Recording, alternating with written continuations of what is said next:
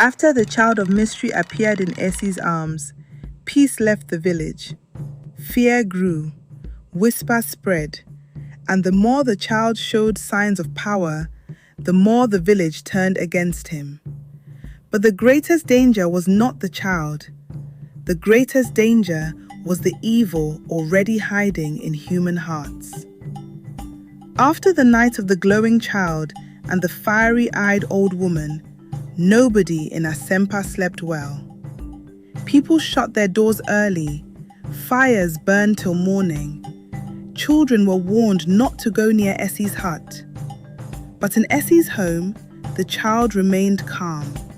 He slept peacefully, he smiled often, and though he was still a baby, strange blessings followed him. When he laughed, birds gathered on the roof. When Essie had no food, her pot was once found full. When he cried, the wind changed direction. Essie named him Kwekusika, but the village gave him another name in whispers, Silver Boy. Still, not everyone saw him as a blessing. Mame Ajua kept poisoning Kojo's mind, saying, "That child will bring ruin." At last, Kojo told Essie they should take the child away, perhaps to the forest, perhaps back to the river.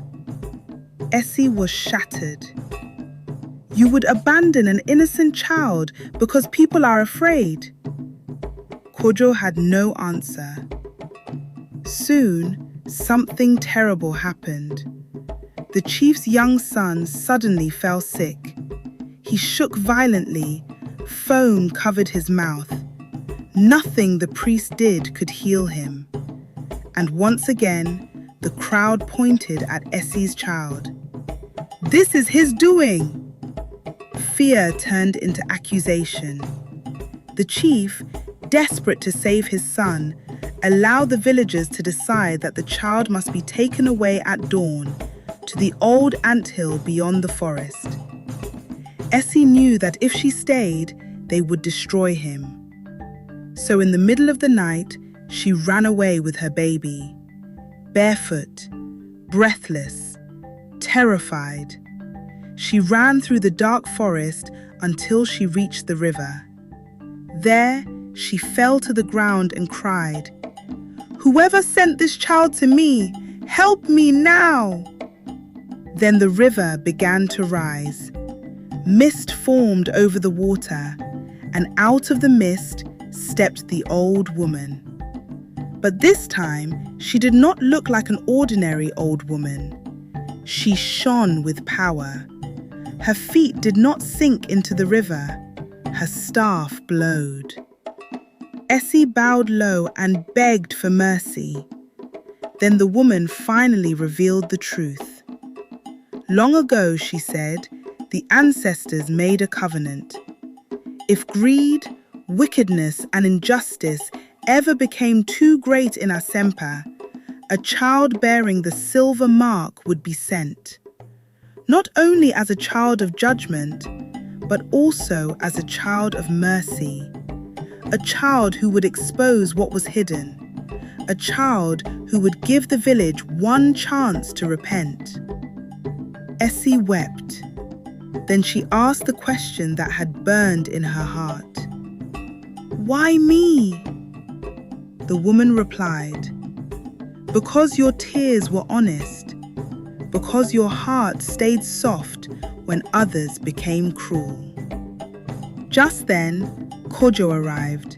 He had followed her, and when he saw the shining woman, he fell to the ground and begged for forgiveness. The woman told him, "Fear is a bad leader.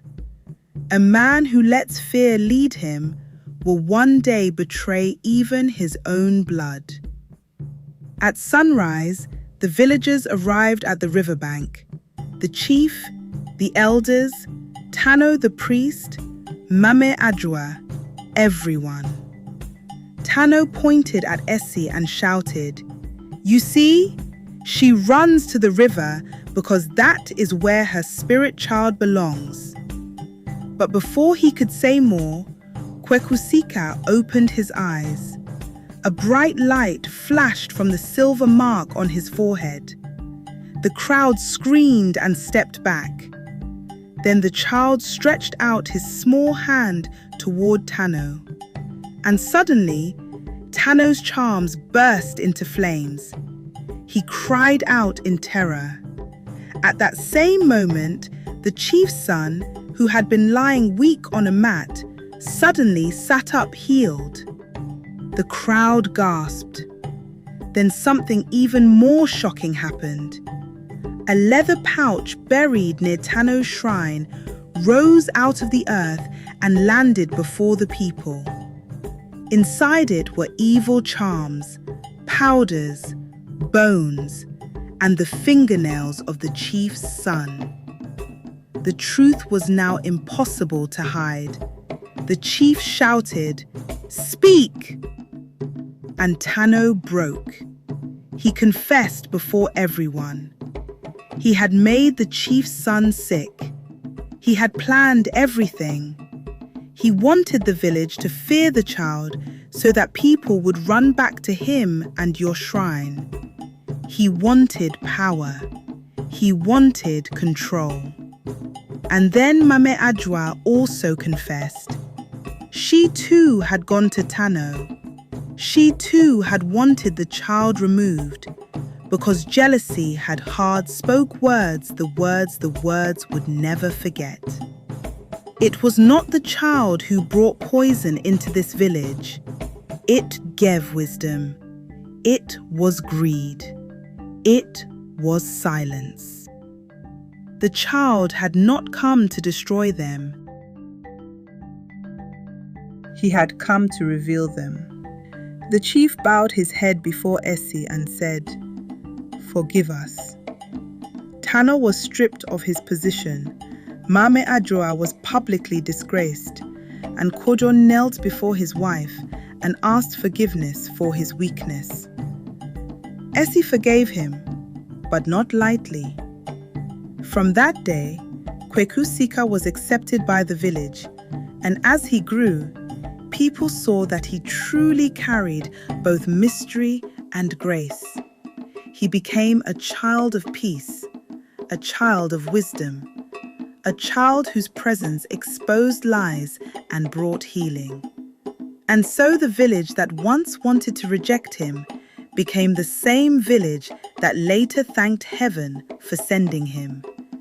Because sometimes, what looks strange at first is the very thing sent to save a people.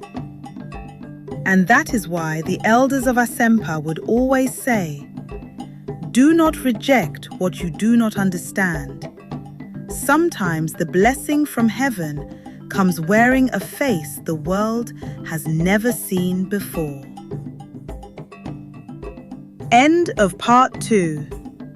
Thank you so much for watching.